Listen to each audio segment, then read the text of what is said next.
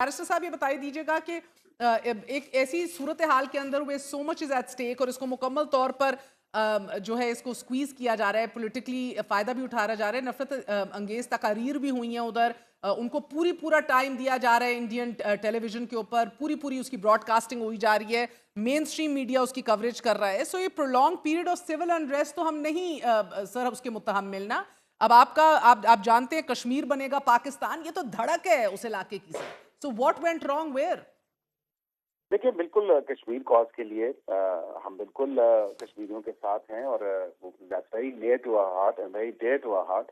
और बिल्कुल हम कश्मीरियों का जो एक सेल्फ डिटर्मिनेशन का उनका राइट है, बिल्कुल हम उसके साथ खड़े हैं।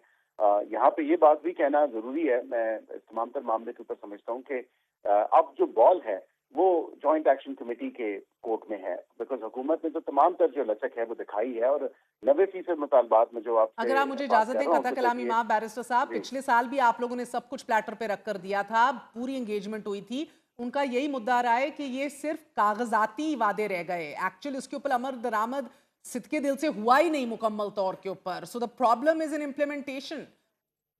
नहीं, नॉट एट ऑल। देखिए, मैं ये समझता हूँ कि इस तमाम तर मामले के ऊपर उनके 2-4 ऐसे कुछ पॉइंट्स हैं जिसके लिए आपको कॉन्स्टिट्यूशनल अमेंडमेंट चाहिए। मिसाल के तौर पर वो ये कहते हैं कि जो 12 सीटें हैं रेफ्यूजीज की, वो रिप्रेजेंटेटिव असेंबली जो है उसमें वो नहीं होनी चाहिए। इस तरह दीगर ऐसी तो चीजें हैं 38 जो पॉइंट कानून एजेंडा है, मैं के पूरा तवील तरीन पढ़ चुकी हूँ, बहुत हाई डिमांड्स हैं और एक्चुअली 38 डिमांड्स जो हैं एक accountability, dignity, self determination, daily affairs की बात कर रही हैं, अपलिफ्ट ऑफ द पॉपुलेशन की बात कर रही हैं।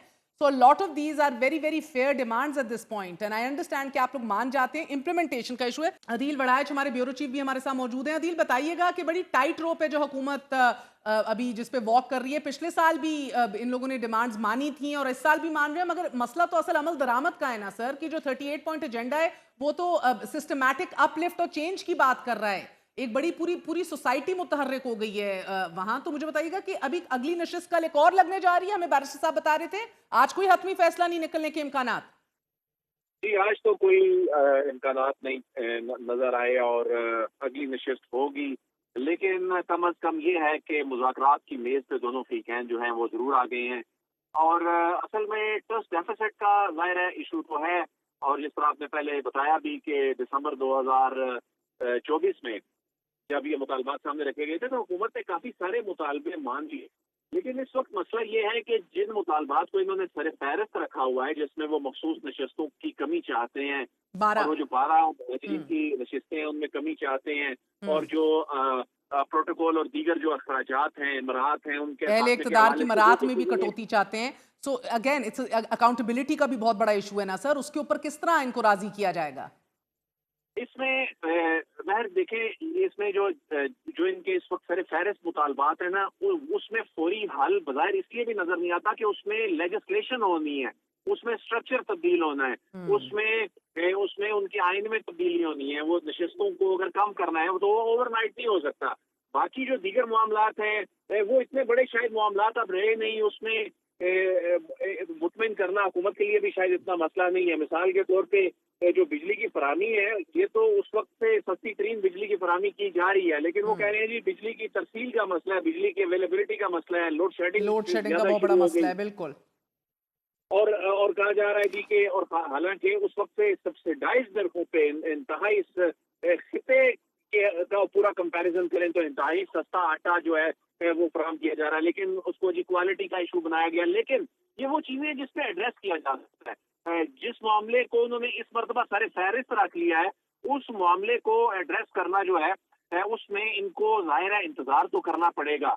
देखना ये है कि जो अब हुकूमत की हैवी वेट टीम जो है वो अब जो इस वक्त मुजफ्फराबाद में है वो किस हद तक तय करने में कामयाब हुई। उसकी रीजन ये है कि एक लंबी नशिस्त हुई, कई घंटों की नशिस्त हुई, लेकिन अभी तक उसका आउटकम सामने जो है वो नहीं आया। कश्मीरी मुहाजिरीन की 12 नशिस्तों में कमी क्यों चाह रहे हैं?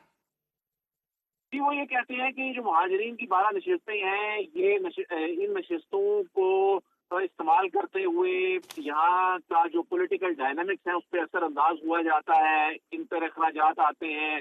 लेकिन इस पे हुकूमत का मौक़िफ़ ये है कि देखें, ये जो मुहाजिरीन की 12 नशिस्तों का मामला है, जो हुकूमत का कश्मीरियों के हवाले से जो मकबूजा कश्मीर में कश्मीरियां उनके उनके हवाले से जो स्टैंड है वो भी बहुत अहम चीज है, हसास तरीन मामला है। लेकिन ये रिश्तों की जो कमी के हवाले से ये कह रहे हैं, उसमें ये कह रहे हैं जी कि ये रिश्तें इस्तेमाल होती हैं, उनका इल्जाम ये है कि वहाँ पे तो पॉलिटिकल आई होप कि कहीं ना कहीं बीच में ऑफ कोर्स एक सेटलमेंट और कॉमन ग्राउंड ढूंढ लिया जाए, मगर अदील ये कोalition तगड़ी बहुत हो गई है, it cuts across the social divide। आप देख रहे हैं इसमें ताजर कम्युनिटी है, वकला है, ट्रांसपोर्ट एसोसिएशंस हैं, सिविल सोसाइटी है, बहुत बड़ा तबका एक नौजवानों का है। क्या ये मिल के जॉइंट एक्शन कमेटी अब हुकूमत पे भी हावी है?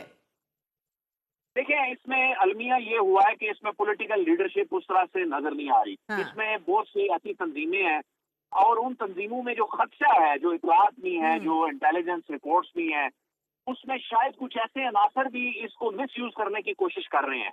ये एक बहुत खौफनाक, यही बात अभी बैरिस्टर साहब से भी की जा रही थी। बिल्कुल उसमें वो इस सारी सूरत हाल को एक्सप्लॉइट कर सकते हैं, बल्कि की भी गई है। जाहिर है जब आप सिक्योरिटी फोर्सेस के ऊपर, जो पुलिस के ऊपर अटैक करेंगे और वो जो मॉब जो मुकामी लोग हैं, आज भी पुलिस एहलकारों की हमारी टीम के साथ जब पिम्स हॉस्पिटल में बात हुई तो उन्होंने कहा कि हमें, बल्कि मुकामी लोगों ने तो फैसिलिटेट भी किया, हमें वहाँ पर बचाया भी, वापस वहाँ से निकालने में भी मदद की। लेकिन कुछ लोग ऐसे हैं। बहुत बहुत शुक्रिया अदील वड़ाइच, बैरिस्टर अकील मलिक और हुमायूं मोहम्मद हमारे साथ मौजूद थे।